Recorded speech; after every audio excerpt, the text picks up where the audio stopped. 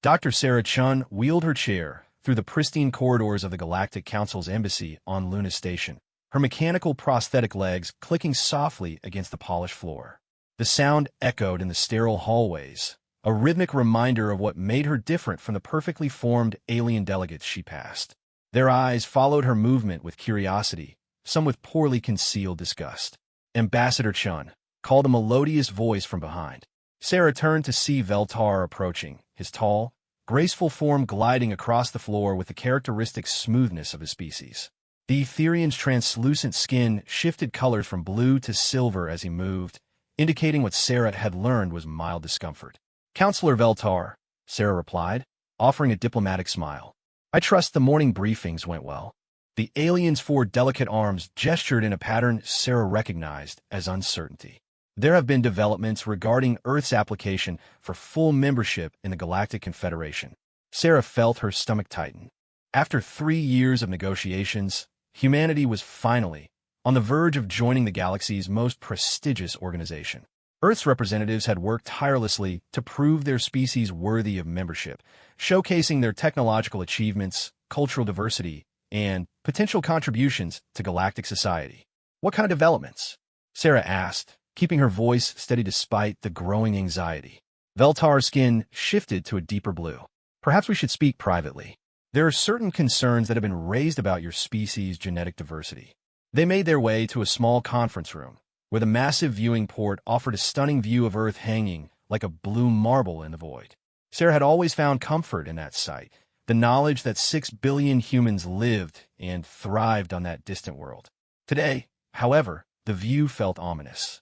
"Counselor, please speak plainly," Sarah said, positioning her chair across from Veltar's flowing seat. "What concerns?" The Etherian's form rippled with what Sarah had learned indicated distress. "The Council has completed its comprehensive analysis of human genetic patterns, social structures, and biological diversity. While we are impressed by humanity's technological advancement and cultural achievements, there are certain aspects of your species that trouble us, such as your acceptance of genetic defects." The words hung in the air like a physical blow.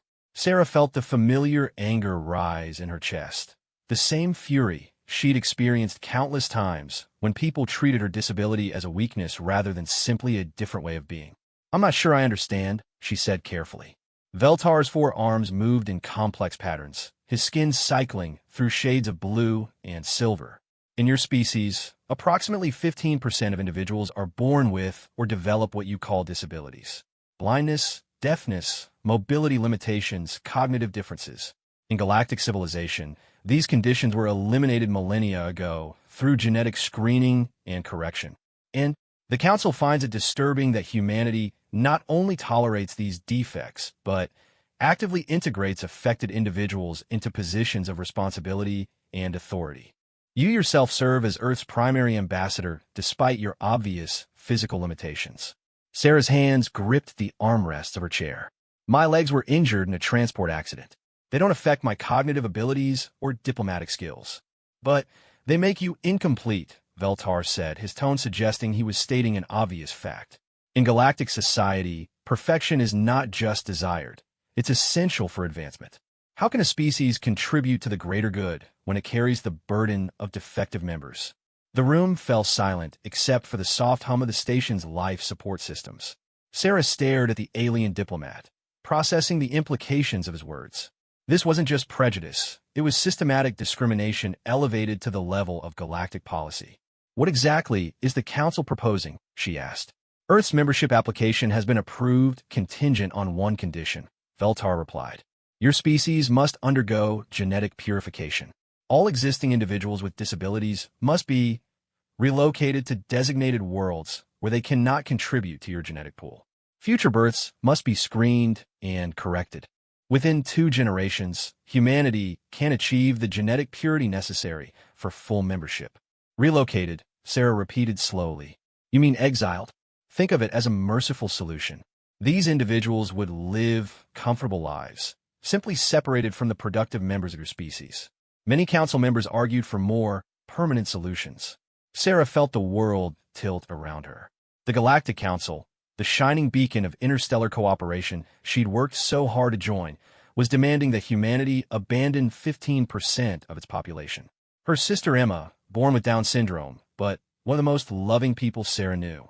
Her colleague, Dr. Martinez, whose blindness hadn't prevented him from becoming one of Earth's leading xenobiologists. Millions of humans whose only crime was being different. How long do we have to consider this proposal? She asked. The Council expects an answer within one lunar cycle. They understand this may require some internal discussions among your leadership. After Veltar left, Sarah remained alone in the conference room, staring at Earth's distant image. She activated her communication implant and opened a secure channel to Geneva, where the United Nations Emergency Council was already in session. The familiar face of Secretary General Maria Santos appeared in the holographic display. Sarah, we've been expecting your call. The Council's demands have already been transmitted through official channels. Maria, tell me we're not actually considering this. The Secretary General's face was grim. The full implications are still being analyzed. The economic benefits of galactic membership are enormous. Advanced technology, unlimited energy sources, access to resources beyond our solar system. Some are arguing that the sacrifice of a minority population might be acceptable for the greater good of humanity. A minority population, Sarah said bitterly. They're talking about 800 million people. I know, but others are pointing out the technological advances we could gain. Imagine curing cancer, extending human lifespan, eliminating hunger and poverty. The utilitarian calculus is complex. Sarah closed her eyes, feeling the weight of the decision pressing down on her. What does the preliminary vote look like? Split almost evenly. 48% favor acceptance of the terms, 45% oppose, 7% undecided. The conversation continued for another hour, but Sarah's mind was already made up. When the call ended, she sat alone with her thoughts, watching Earth slowly rotate in the darkness of space. 3 hours later, she wheeled into the communication center and requested a priority transmission to Earth. But instead of contacting the UN headquarters, she opened channels to disability rights organizations across the globe. Her message was simple and direct. The galaxy has given us a choice. We can have the stars, but only if we abandon each other. I think it's time humanity made a different choice entirely. Within 6 hours, her words had spread across every network on Earth. By the end of the day, millions of people were taking to the streets and cities around the world. But these weren't protests demanding acceptance of the Galactic Council's terms. They were rallies calling for something unprecedented in human history. Dr. James Wong, a renowned physicist who had lost both arms in a laboratory accident, appeared on global networks from his research facility in Tokyo. The galaxy offers us technology and resources, he said, his prosthetic hands gesturing as he spoke. But humanity has always been defined by our refusal to leave anyone behind. If the stars require us to abandon that principle, then perhaps the stars aren't where we belong. Similar voices rose across the planet. Dr. Kenji Nakamura, whose autism had led to breakthrough discoveries in quantum mechanics. Captain Lisa Rodriguez, who had led 3 successful Mars missions despite being paralyzed from the waist down. Artist David Kim, whose paintings created with his feet had moved millions of people across the globe. But it wasn't just the famous voices that mattered. In small towns and major cities, in rural communities and urban centers, ordinary people began to speak out. Parents of disabled children, siblings, friends, colleagues, millions of humans who understood that their strength came not from perfection, but from their willingness to include and support each other. The movement that began forming wasn't one of anger or defiance against the Galactic Council. Instead, it was something far more profound, a collective realization that humanity might be better off forging its own path among the stars. Dr. Elena Vasquez, Earth's leading expert in faster-than-light travel, held a press conference at the International Space Agency headquarters in Cape Canaveral. Her speech would later be remembered as the moment humanity chose its destiny. For 3 years, we've worked to prove ourselves worthy of joining galactic civilization, she said, her words broadcast to every corner of Earth. We've presented our achievements, our culture, our potential contributions. But today we've learned that acceptance comes with a price, the abandonment of our most fundamental values. She paused, looking directly into the camera. Humanity has always been defined by our willingness to adapt, to overcome challenges, to find strength in diversity. Our disabled community hasn't held us back. They've pushed us forward. Every accessibility innovation, every assistive technology, every accommodation we've developed has made us more creative, more resilient, more human. The applause from the gathered crowd was thunderous, but Elena continued. The galaxy offers us membership in a civilization that achieved perfection by eliminating differences. But what if our differences aren't flaws to be corrected? What if they're exactly what the galaxy needs? Within 72 hours of Sarah's initial message, something unprecedented was happening across Earth. Government representatives from every nation were receiving the same message from their constituents. Reject the Galactic Council's terms, not because humanity couldn't meet them, but because humanity chose not to. The final vote wasn't even close. Secretary General Santos stood before the United Nations Assembly 3 days later, with representatives from every nation present either in person or via holographic link. The vote was 187-8, with 5 abstentions, in favor of a resolution that would change the course of human history. Sarah received the official communication order that evening, asking her to return to the Galactic Council with humanity's answer. As she prepared for what would likely be her final meeting with Veltar and the other alien representatives, she felt no fear, no regret. Instead, she felt something she'd never experienced before: pride in being exactly who she was, and pride in being part of a species that had chosen compassion over convenience. The next morning, she rolled into the council chambers where Veltar and 12 other alien representatives waited. Their various forms, crystalline beings from Xerion, gaseous entities from the nebular reaches, towering insectoids from the hive worlds, all radiated expectation. Ambassador Chun, Veltar began, his skin shimmering with anticipation. Has your species reached a decision regarding the membership conditions? Sarah smiled, feeling the weight of Earth's choice behind her words. We have. Humanity respectfully declines membership in the Galactic Confederation. The silence that followed was profound. Veltar's form rippled with shock, his skin cycling rapidly through colors Sarah had never seen before. You decline? But the benefits, the technology, the resources, the knowledge we could share will be developed by humanity in our own way, on our own terms, Sarah interrupted. We've decided to chart our own course among the stars. This is unprecedented, buzzed one of the insectoid representatives. No species has ever refused membership after reaching the threshold for acceptance. Then, I guess humanity is setting a new precedent.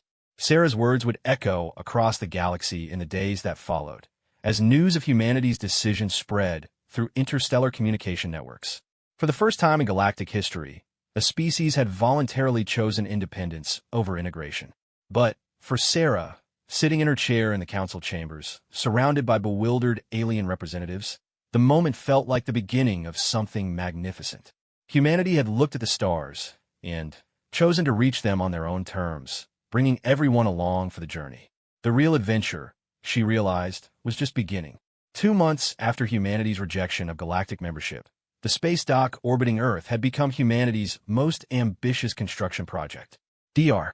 Elena Vasquez floated in the zero-gravity observation deck, watching thousands of workers in environmental suits assembling the massive framework that would become the foundation of humanity's independent future. The engineering challenges are enormous, she said into her recorder, documenting the project for historical archives. We're essentially building our entire interstellar infrastructure from scratch, without alien technology or guidance. But every day, I see innovations that prove we made the right choice. Through the transparent aluminum viewing port, Elena could see the skeleton of humanity's first true starship taking shape. Unlike the sleek, organic curves of galactic vessels, the human design was distinctly angular, functional, and modular. Every component had been designed not just for efficiency, but for accessibility. Dr. Vasquez? The voice came from behind her, accompanied by the soft whir of mechanical systems. Elena turned to see Captain Marcus Thompson approaching, his exoskeleton suit allowing him to move normally despite the complete paralysis he'd suffered during the Mars colony disaster 5 years earlier. Marcus, how are the integration tests going? Better than expected, he replied, a grin visible through his helmet's faceplate. The adaptive interface systems are working perfectly. We've got pilots with every kind of physical limitation, testing different control configurations. Turns out, when you design for accessibility from the ground up, you end up with better systems for everyone. Elena nodded, watching as a team of technicians worked on installing neural interface ports. Among them, she recognized Dr. Yuki Tanaka, whose cerebral palsy had initially been viewed as a disqualifying condition for space work. Instead, the unique way her brain processed spatial relationships had led to breakthrough developments in three-dimensional construction techniques. The galactic observers are still stationed at the edge of our system, Marcus mentioned, his tone more curious than concerned. Any word on what they're thinking about all this? Official channels remain closed, Elena replied. But we're picking up increased chatter on their communication frequencies. I think we've surprised them more than they expected. The surprise was mutual. In the 2 months since rejecting galactic membership, humanity had experienced an unprecedented surge of innovation. Without access to alien technology, human engineers, scientists, and designers have been forced to develop their own solutions to interstellar travel, energy generation, and life support systems. The results were often clunky compared to galactic standards, but they worked, and more importantly, they worked for everyone. Dr. Sarah Chun had returned to Earth after delivering humanity's rejection, but her work was far from over. She now served as director of the Global Inclusion Initiative, a program designed to ensure that humanity's expansion to the stars included every member of their species. Her office in Geneva had become a hub of activity, with representatives from disability communities worldwide collaborating on technologies and policies for the new age. The communication systems are particularly interesting, she explained during a video conference with colony planning committees on 6 continents. When you design for people who are deaf or hard of hearing from the beginning, you create visual and tactile communication methods that work better in space environments anyway. Vibration-based alerts, visual displays, gestural interfaces, they all provide redundancy that makes space operations safer for everyone.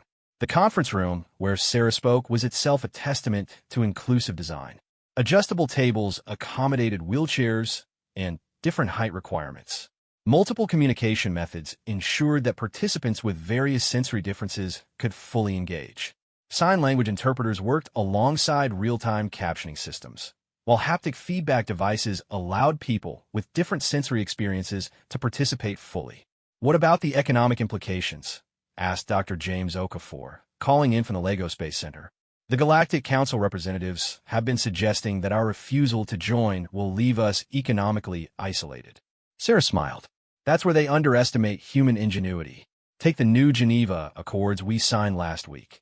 15 nations have committed to pooling resources for our independent space program.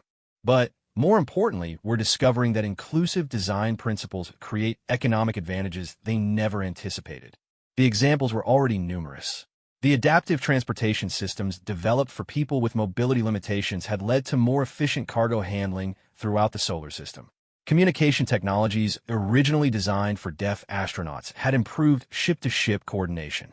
Navigation systems that accommodated different cognitive processing styles had proven more reliable than traditional interfaces. But the most significant development was happening in the research laboratories scattered across Earth's surface. Dr. Priya Sharma, working from her lab in Mumbai, had made a breakthrough that would have seemed impossible just months earlier. We've cracked faster-than-light communication, she announced during a secure transmission to the Global Inclusion Initiative headquarters. Priya had been born with a form of autism that made traditional academic environments challenging, but her unique pattern recognition abilities had proven invaluable in quantum mechanics research. Are you certain? Sarah asked, hardly believing what she was hearing. Completely. The theoretical framework came from analyzing quantum entanglement patterns that conventional thinking dismissed as noise. It turns out, what neurotypical researchers saw as chaotic interference, I could recognize as complex but predictable patterns. The implications were staggering. Faster-than-light communication would give humanity a significant advantage in space exploration and colonization. More importantly, it represented a breakthrough achieved specifically because of, not despite, neurodivergent thinking. Word of the breakthrough spread quickly through humanity's growing space infrastructure. In the asteroid mining stations between Mars and Jupiter, crews celebrated the news with enthusiasm.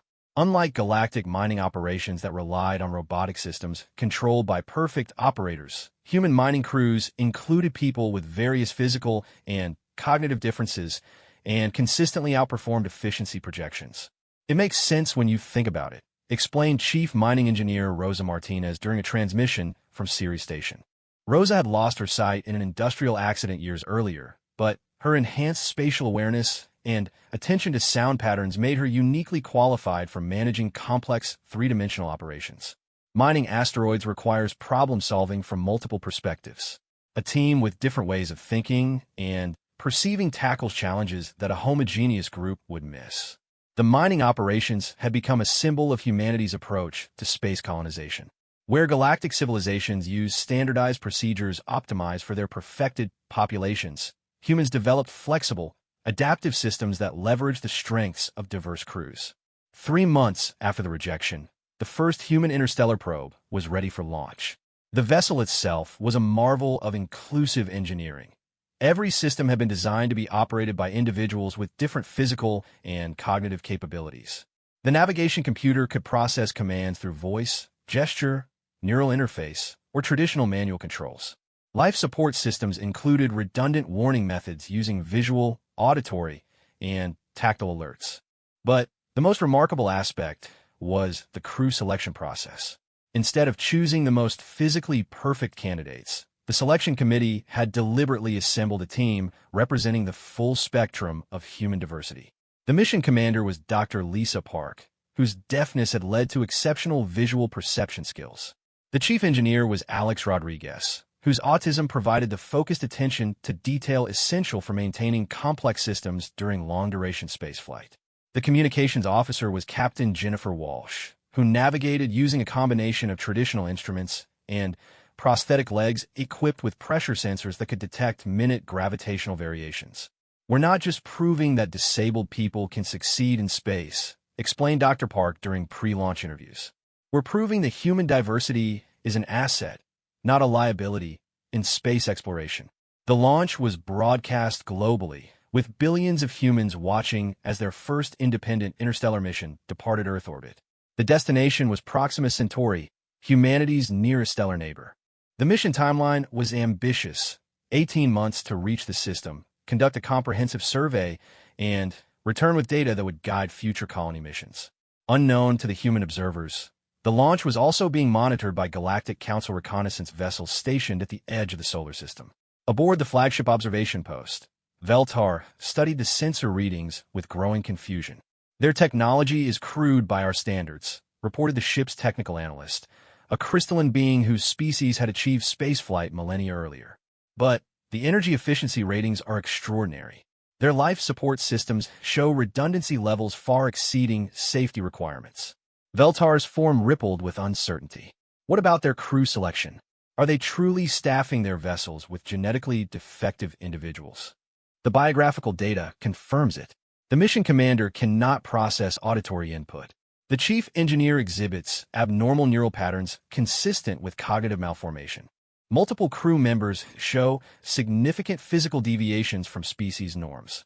And yet their preparedness assessments indicate extremely high probability of mission success, Veltar mused.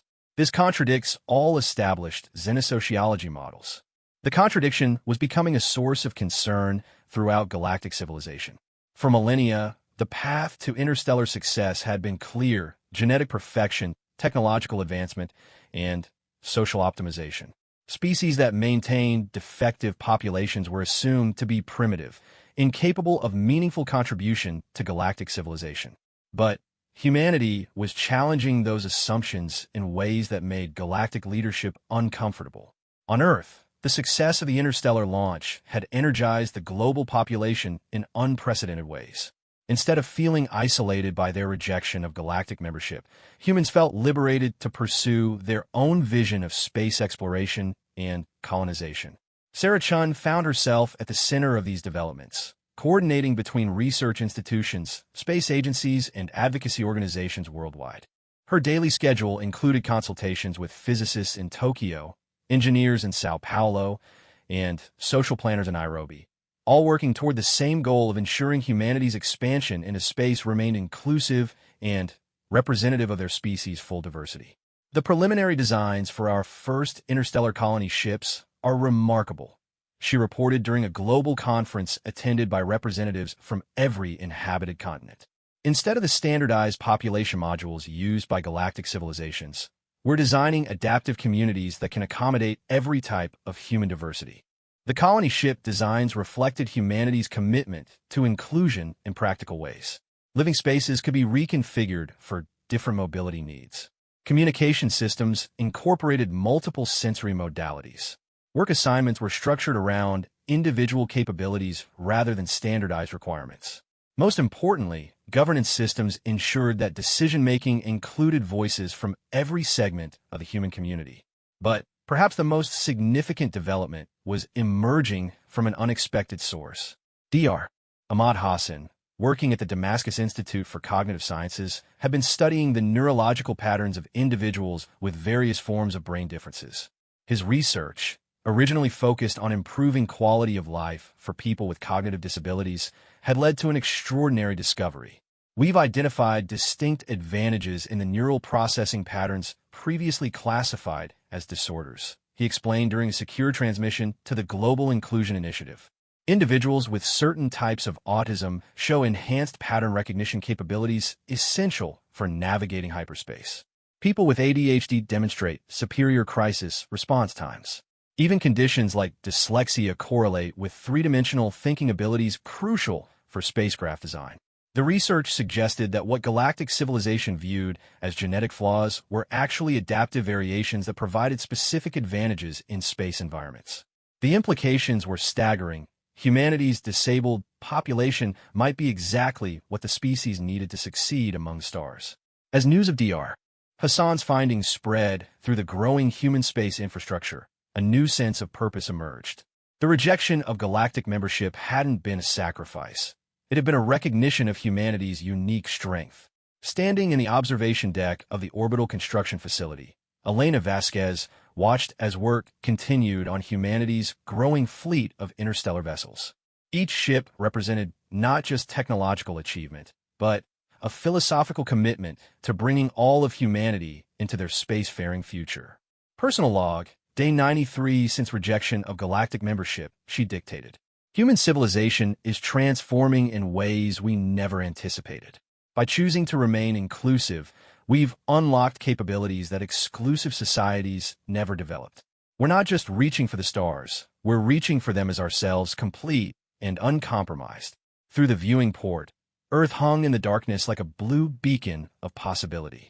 Soon, humanity would carry that beacon to the stars, not as supplicants seeking acceptance from galactic civilization, but as pioneers creating their own path through the cosmos. The galaxy had offered humanity perfection in exchange for abandoning their values.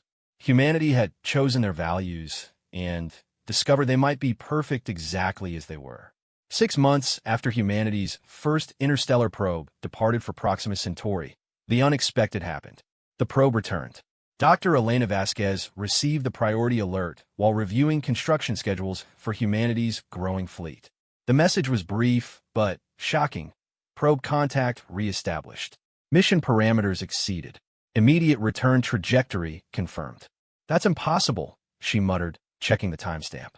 The probe had been gone only 6 months, but even with humanity's new faster-than-light drive technology, a round trip to Proxima Centauri should have taken at least 18 months. Within hours, the probe had docked with Luna Station, and its crew was undergoing debriefing. What they reported would change humanity's understanding of their place in the galaxy forever. We didn't just reach Proxima Centauri, explained Dr. Lisa Park, the mission commander, her hands moving in sign language while speakers translated her words for the mixed audience of officials, scientists, and reporters. We found something there that the Galactic Council never mentioned. The probe's sensor logs told an extraordinary story. Proxima Centauri wasn't uninhabited as galactic surveys indicated.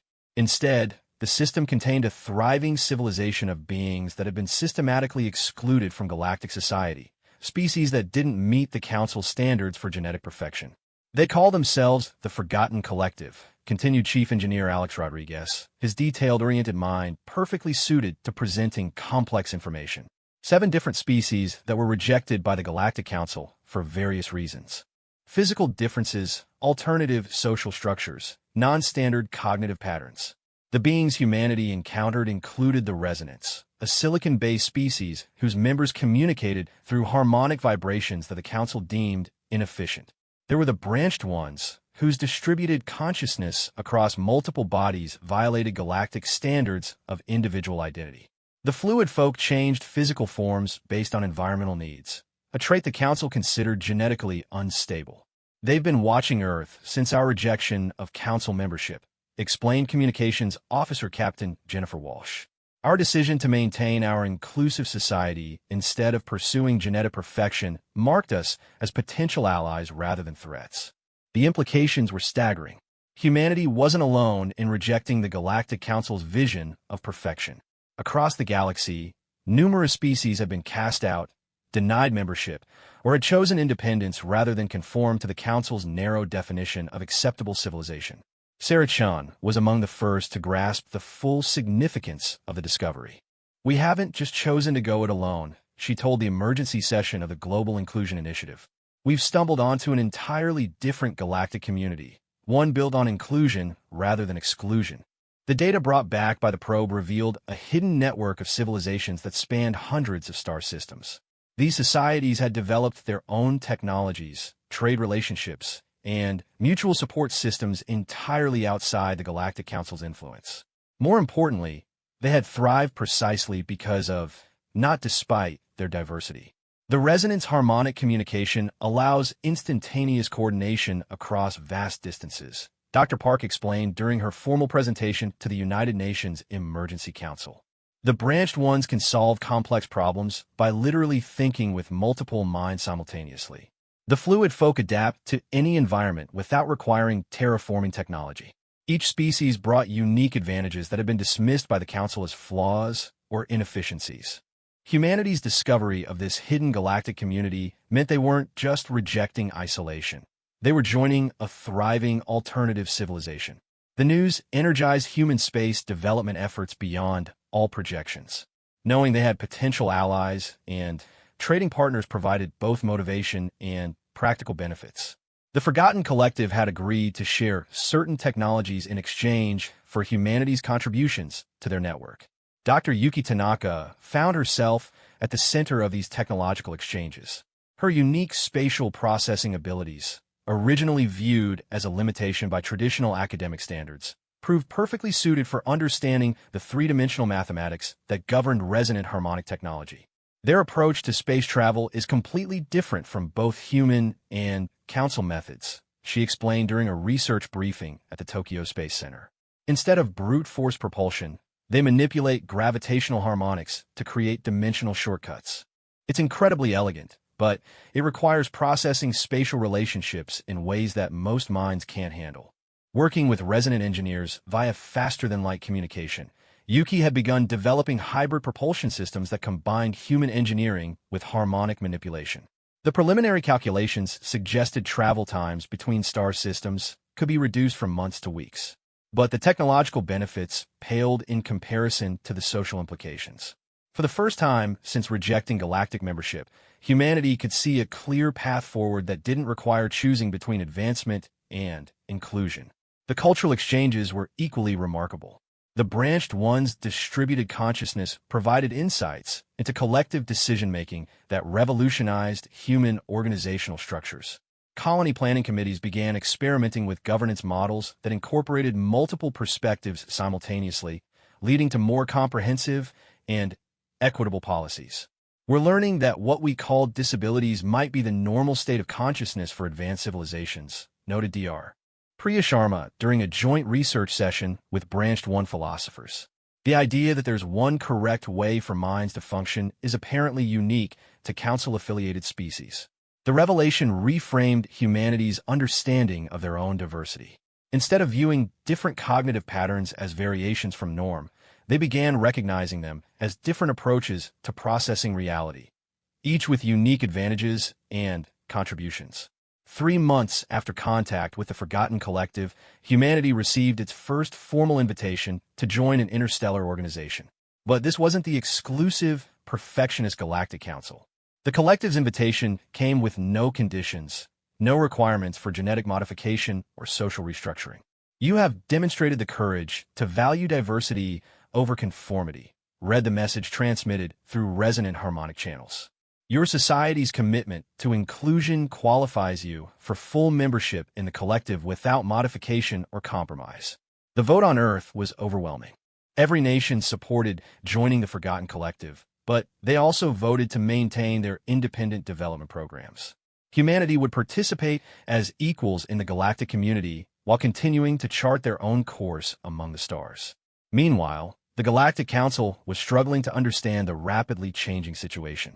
Veltar found himself defending his species' initial assessment of humanity before an increasingly skeptical council assembly. Their rejection of our membership offer was clearly emotional rather than logical, he insisted, his translucent form cycling through agitated color patterns. They lacked the cognitive sophistication to understand the benefits of genetic optimization. But the evidence was becoming harder to dismiss. Human technology was advancing at unprecedented rates. Their space infrastructure was expanding rapidly across the solar system. Most troubling, they were making contact with species the Council had specifically excluded from galactic civilization. Perhaps, suggested Kethura, the crystalline representative from Zirion, our assessment criteria require reevaluation. If these defective species are achieving technological and social advancement, perhaps our understanding of optimal development is incomplete. The suggestion created ripples of discomfort throughout the council chambers. For millennia, galactic civilization had been built on the principle that progress required perfection. Genetic optimization, social standardization, and cultural homogenization were the foundations of interstellar success. But humanity and their new allies were proving those assumptions wrong. On Earth, Sarah Chun was coordinating humanity's integration into the Forgotten Collective while maintaining her role in the Global Inclusion Initiative. The dual responsibilities were overwhelming, but they were also deeply satisfying. For the first time in her career, she was working toward goals that aligned completely with her values. We're not just building spaceships, she explained during a global broadcast celebrating the 6-month anniversary of first contact with the collective. We're building a new model for galactic civilization, one that recognizes strength in diversity rather than demanding uniformity. The practical benefits were already becoming apparent. Human colonies were being established throughout the solar system using adaptive technologies developed through collective partnerships. Mars Base had expanded into a full terraforming operation using fluid-folk environmental manipulation techniques. The asteroid mining stations had tripled their efficiency by incorporating branched one collective processing methods. But perhaps the most significant development was happening in Earth schools and universities. Educational systems were being restructured to accommodate different learning styles and cognitive approaches.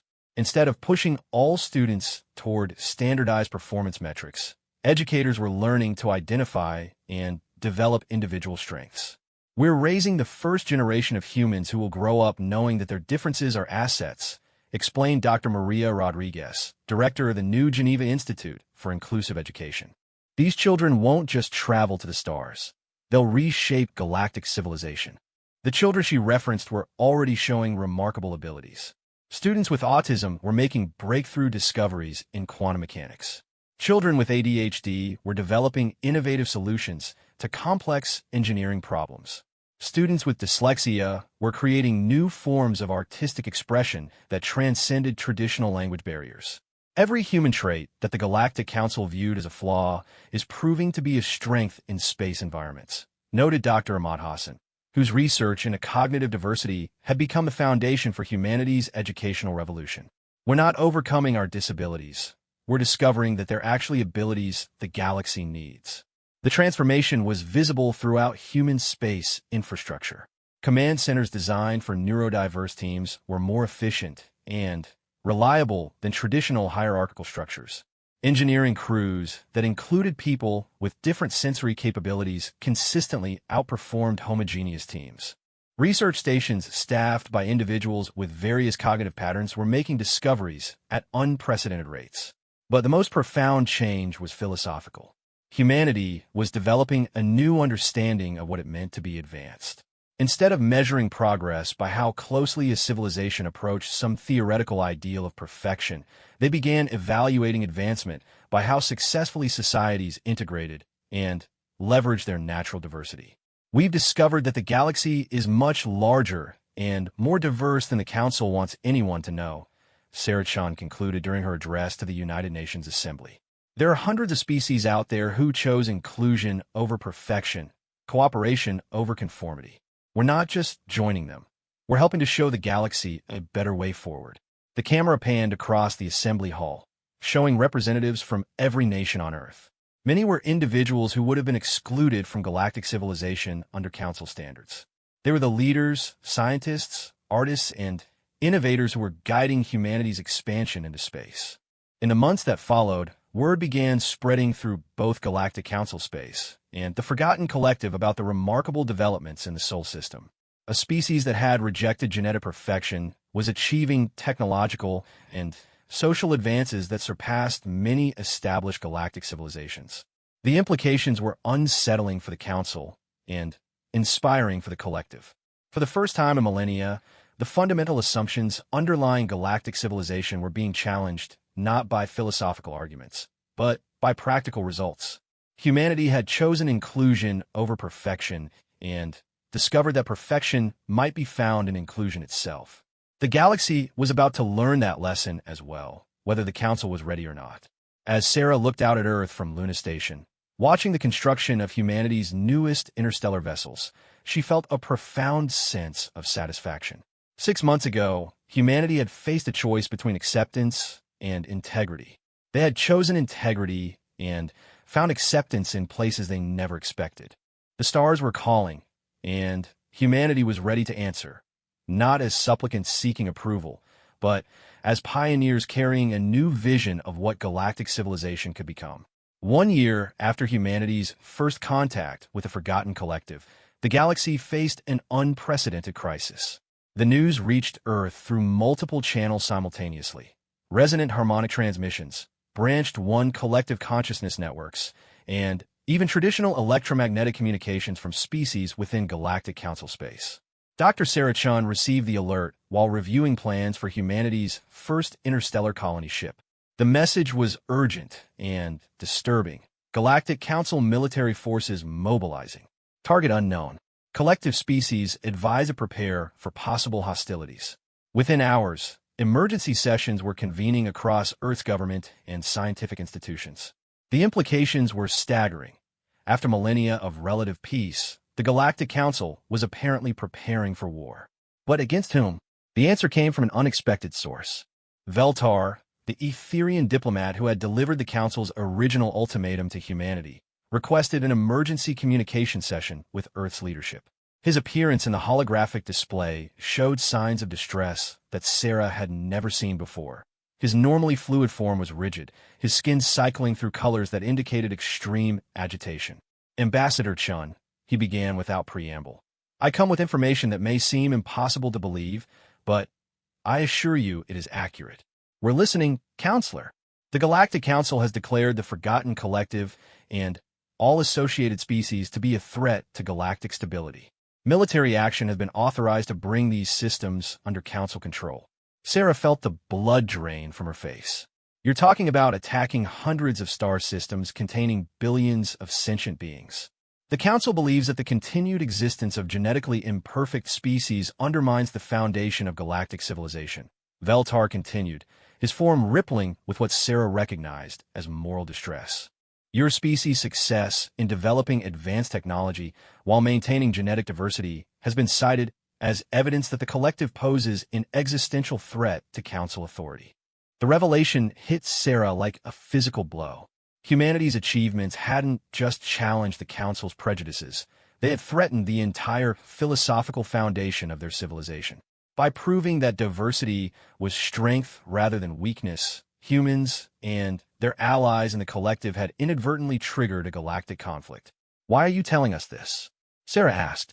Veltar's form shifted to color Sarah had learned indicated deep shame. Because the Council's decision violates everything I believed about the purpose of galactic civilization. We were supposed to guide younger species toward prosperity and peace, not destroy them for refusing to conform to our narrow vision of perfection. The communication ended with Veltar providing detailed intelligence about Council military preparations. The scale was enormous. Thousands of ships, representing dozens of species, all committed to ending what the Council saw as a dangerous precedent of successful diversity. Emergency sessions convened across Earth as humanity grappled with the implications. They had spent the last year building peaceful relationships with the Forgotten Collective, establishing trade routes, sharing technologies, and planning joint exploration missions. Now they found themselves facing the prospect of galactic war. The Council fleet is massive, reported Admiral Lisa Park, who had transitioned from probe missions to military planning as humanity's space capabilities expanded. They have technological advantages we can't match through conventional means. But conventional means weren't the only option. Dr. Elena Vasquez had been working with collective engineers to develop new applications of harmonic propulsion and distributed processing technologies. The results were promising, but largely theoretical. We've identified potential advantages, she explained during the crisis planning session. The Council's approach to warfare relies on standardized tactics executed by homogeneous forces. Our diverse capabilities might provide unexpected strategic benefits. The theory was about to be tested. Long-range sensors detected the first Council fleet movements 3 days after Veltar's warning. The target was clear: Proxima Centauri, humanity's first contact point with the Forgotten Collective. But the Collective wasn't defenseless. Species that had been surviving independently for millennia had developed their own defensive capabilities. The resonance could create gravitational distortions that disrupted traditional propulsion systems. The Branch Ones could coordinate defensive actions across multiple star systems simultaneously. The Fluid Folk could adapt their ships and equipment to counter specific threats in real time. Humanity found itself in the unexpected position of coordinating a galactic defense network. Their faster-than-light communication technologies, combined with inclusive decision-making processes that incorporated multiple perspectives, made them natural mediators between different collective species. Sarah Chun established a command center on Luna Station, working around the clock to coordinate diplomatic and military responses. Her team included representatives from every major human organization, as well as liaison officers from collective species. We're not just defending star systems, she reminded the assembled coordinators. We're defending the principle that diversity is compatible with advancement. If we lose this conflict, every species in the galaxy will face pressure to conform to Council standards or be eliminated. The first battle took place in the Proxima Centauri system, where Council forces encountered something they had never faced before: a truly integrated defense network that leveraged the unique capabilities of multiple species working in concert. Human ships, designed for accessibility and adaptability, serve as mobile command platforms that could coordinate actions across species with radically different communication methods. Resonant vessels created harmonic interference patterns that disrupted Council formations. Branched One craft attacked from multiple vectors simultaneously while maintaining perfect coordination. Fluid Folk ships adapted their configurations in real time to counter Council weapons. The result was unlike anything in galactic military history. Instead of the clean, efficient victory the Council expected, they faced a chaotic, unpredictable defense that turned their technological advantages into liabilities. Council forces are experiencing unprecedented coordination difficulties, reported Captain Marcus Thompson from his command ship in the Proxima system. His exoskeleton suit allowed him to interface directly with multiple control systems simultaneously, providing a level of battlefield awareness that traditional commanders couldn't match. But the true turning point came from an unexpected source. Dr. Priya Sharma, working from her research facility on Earth, had been analyzing Council communication patterns intercepted during the battle. Her pattern recognition abilities, enhanced by her autism, identified something that conventional analysis had missed. The Council fleet isn't as unified as they appear, she reported during an emergency strategy session. I'm detecting underlying tensions between species, suppressed conflicts that the standardization process never fully resolved. Her analysis revealed fractures within Council civilization that had been hidden beneath the surface of genetic and social optimization. Species that had been forced to abandon their natural diversity harbored resentments that centralized command structures couldn't address. The very perfection the Council demanded had created brittleness that diverse alliances didn't suffer. We can exploit this, suggested Dr. Ahmad Hassan, whose research into cognitive diversity had expanded to include interspecies psychology. If we can demonstrate that the Council's war violates the principles many of their member species originally valued, we might be able to fracture their coalition. The strategy that emerged was unlike anything in military history. Instead of focusing purely on defeating Council forces, the collective began broadcasting evidence of the diversity and freedom their societies enjoyed. They showed Council species what they had lost in their pursuit of perfection. The broadcasts included footage of human colonies where people with disabilities served as leaders and innovators. They showed resonant communities where harmonic communication created deeper connections than standardized languages. They demonstrated branched one societies where collective consciousness produced solutions impossible for individual minds. The impact was immediate and profound. On worlds throughout Council space, populations that had been forced into genetic and social conformity began questioning whether their sacrifices had been worthwhile. We're not just fighting a military campaign, Sarah observed during one of her daily briefings. We're fighting an information war about what civilization can be. The first crack in Council unity came from an unexpected source. The Corvani, a species that had been among the earliest members of the Council, announced their withdrawal from military operations. Their leader's statement was broadcast across galactic communication networks. We joined the Council believing that unity required uniformity. We sacrificed our natural diversity for the promise of advancement. Now we see species achieving greater heights by embracing the very traits we abandoned. We will not participate in destroying what we should have protected. Other defections followed. Species after species withdrew from the Council coalition as they recognized that the war wasn't about protecting galactic civilization. It was about protecting a narrow, exclusive vision that had cost them their own identity. But the hardline Council leadership refused to accept defeat. Led by species that had committed so thoroughly to genetic perfection that retreat was impossible, they regrouped and launched a desperate assault on Earth itself. They're targeting humanity because we're the catalyst, Admiral Park reported as Council forces entered the solar system. If they can eliminate Earth, they believe the collective will collapse, and the remaining species will return to seeking Council membership. The defense of Earth became the defining moment of the conflict. Every human space installation, from the Luna shipyards to the asteroid mining stations, contributed to a defensive network that showcased everything humanity had learned about inclusive design and diverse capabilities. Command centers staffed by neurodiverse teams outmaneuvered Council tactical computers. Defense systems designed for accessibility proved more adaptable than standardized military technology. Most importantly, human crews that included people with every kind of physical and cognitive difference demonstrated combat effectiveness that surpassed traditional military metrics. The Council fleet is encountering resistance patterns they can't predict or counter, reported Dr. Yuki Tanaka from her position coordinating spatial defense calculations. Their tactical models are based on standardized responses from homogeneous forces. They literally cannot comprehend how diverse teams think and react. The battle for Earth raged across the solar system for 6 days. Council forces found themselves facing defensive strategies that violated every principle of their military doctrine.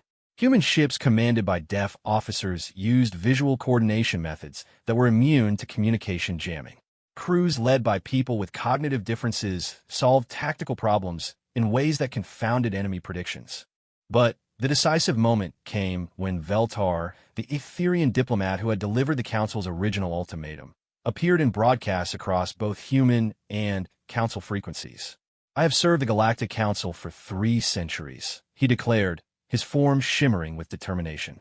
"I believed that perfection was the path to prosperity, that uniformity was the foundation of peace. I was wrong." His speech continued, broadcast simultaneously to Council forces attacking Earth and to populations across Council space. These humans, these imperfect beings we sought to exclude, have achieved something we never could. They have built a society that grows stronger through diversity, that finds solutions in differences rather than despite them. The impact was immediate. Across the Council fleet, ships began standing down, their crews refusing to continue an assault they now recognized as fundamentally wrong. The few remaining hardline forces found themselves outnumbered and isolated. The war that was supposed to eliminate diversity from the galaxy instead ended with diversity triumphant. Council civilization began a process of transformation that would take generations to complete, as member species rediscovered the natural variations they had sacrificed for uniformity.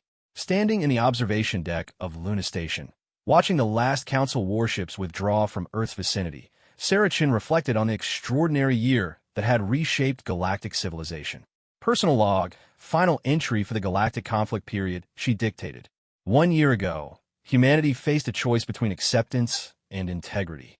We chose integrity and found ourselves defending not just our own values, but the right of all species to exist as themselves. Through the viewing port, Earth glowed like a beacon in the darkness, not perfect, but perfectly itself. Around it, ships from dozens of worlds worked together to repair damage from the conflict, their crews representing every form of sentient diversity the galaxy had produced. The message was clear. The future belonged not to those who achieved perfection, but to those who perfected inclusion.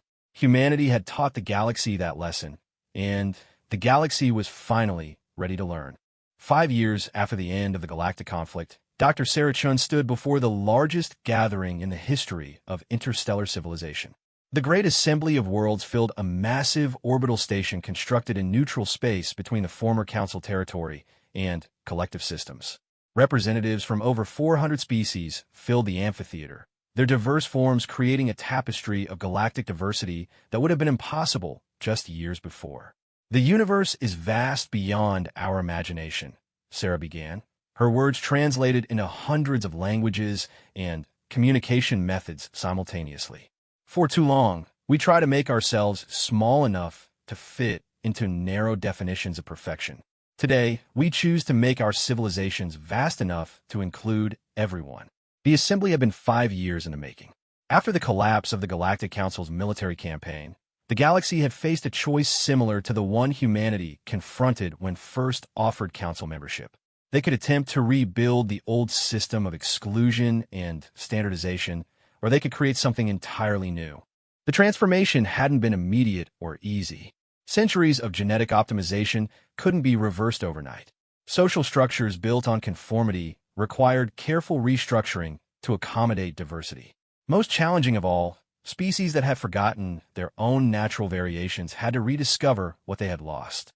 But the results were extraordinary. Veltar, now serving as a transition coordinator for former Council worlds, had become one of the most effective advocates for inclusive civilization design. His own species was undergoing a renaissance as Etherians rediscovered emotional expressions and communication patterns that had been suppressed for generations. We spent 1,000 years believing that strength came from similarity, he explained during his presentation to the assembly. The humans taught us that similarity creates fragility, while diversity creates resilience. The evidence was overwhelming. In the 5 years since the conflict's end, former Council worlds that embraced diversity had experienced technological and cultural advances that exceeded anything achieved under the old system. Species that reintroduced natural genetic variation found their populations healthier and more adaptable. Societies that welcomed different cognitive patterns solved problems that had stumped standardized thinking for centuries. Dr. Elena Vasquez had become the galaxy's leading expert on inclusive technology design. Working with engineers from dozens of species, she had developed design principles that accommodated every known form of sentient diversity. Her presentation to the assembly showcased achievements that would have seemed impossible under the old Council system. When you design for the most challenging accessibility requirements, you create solutions that benefit everyone, she explained, displaying holographic models of space habitats that accommodated silicon-based beings, gas-form entities, hive-mind species, and individual consciousness types all in the same structures. But perhaps the most remarkable transformation had occurred among the former Council leadership. The species that had been most committed to genetic perfection were discovering that their pursuit of optimization had actually limited their potential. The Corvani, who had been the first to withdraw from the military campaign, had embraced what they called genetic renewal. By reintroducing natural variations that had been eliminated during optimization, they had developed new capabilities that their perfect ancestors never possessed. Corvani with restored sensory differences were making breakthrough discoveries in quantum mechanics. Those with cognitive variations were solving engineering problems that had frustrated their standardized predecessors. We thought we were becoming our best selves, explained Corvani ambassador Theklar during the assembly proceedings. Instead, we were becoming our most limited selves. True perfection includes imperfection. The cultural exchanges between former council and collective species had produced innovations that neither group could have achieved alone. Human accessibility technologies, combined with resonant harmonic communication, created new forms of artistic expression. Branched one collective consciousness, merged with recovered council emotional diversity, produced philosophical frameworks that revolutionized galactic ethics. But the most profound changes were happening among the children. The first generation born after the conflict was growing up in a galaxy that celebrated rather than suppressed difference. Schools across hundreds of worlds were implementing educational approaches developed on Earth, designed to identify and develop individual strengths rather than enforce standardized performance. Dr. Ahmad Hassan, now director of the Galactic Institute for Cognitive Diversity, reported results that exceeded all projections. We're seeing problem-solving abilities, creative innovations, and social cooperation at levels our models suggested were theoretically impossible, he told the assembly.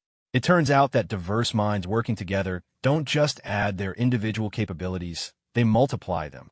The evidence was visible throughout the galaxy. Research stations staffed by neurodiverse teams were making discoveries at unprecedented rates. Engineering projects that included people with different sensory capabilities consistently outperformed traditional designs. Artistic collaborations between species with various cognitive patterns were producing works that touched souls across vast biological and cultural differences. Sarah found herself reflecting on the journey that had brought them to this moment.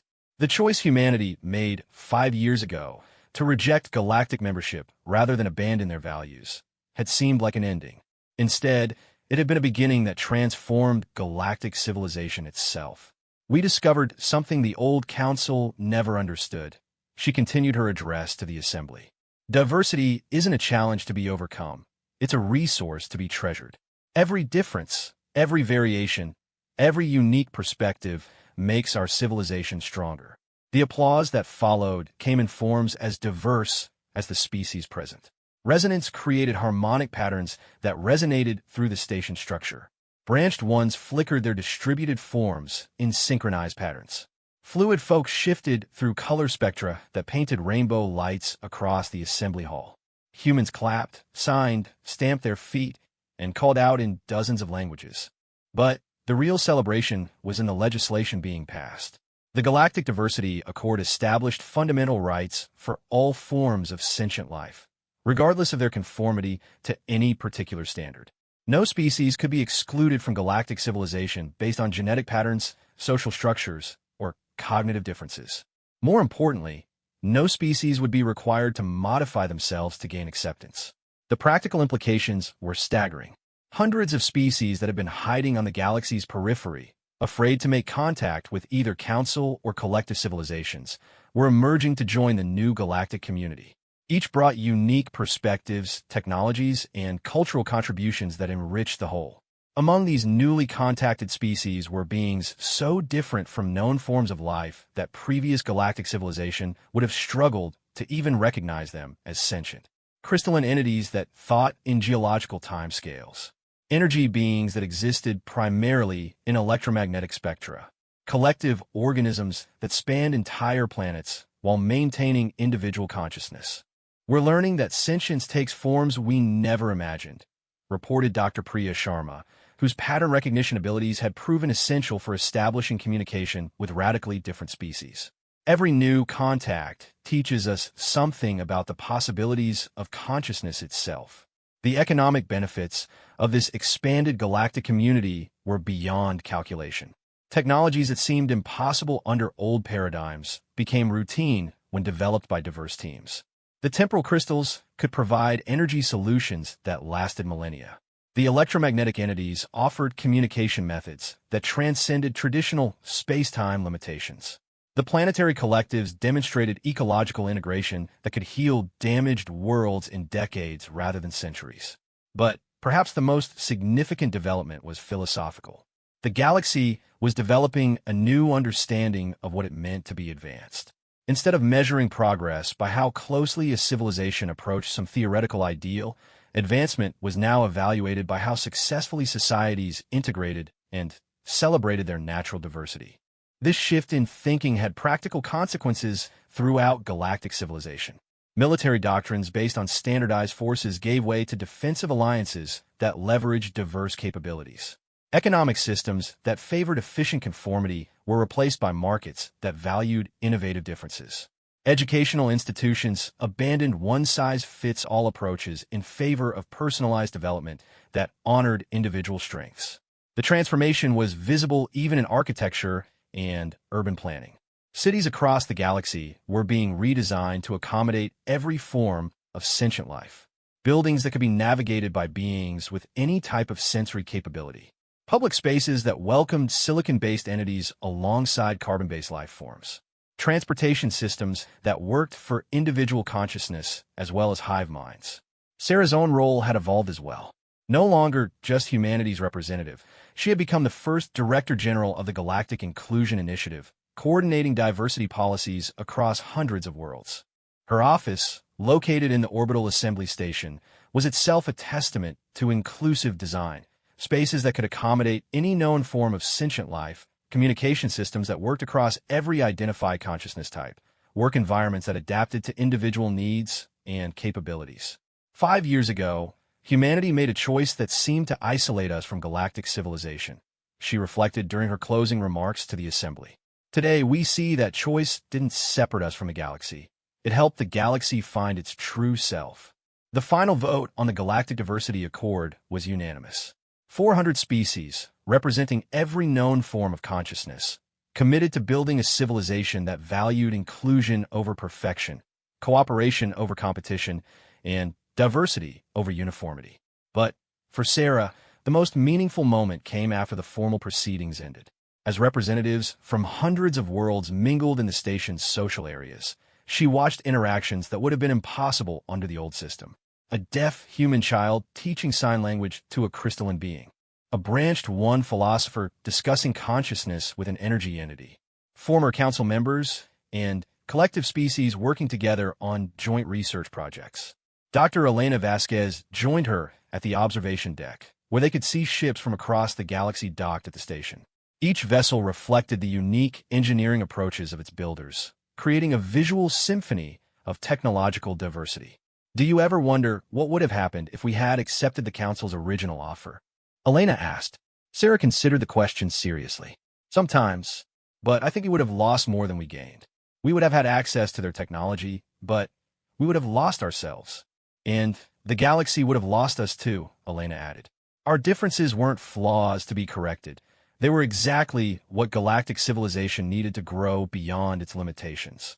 Through the viewing port, they could see Earth in the distance, no longer an isolated world on the galaxy's periphery, but a central hub in a vast network of diverse civilizations.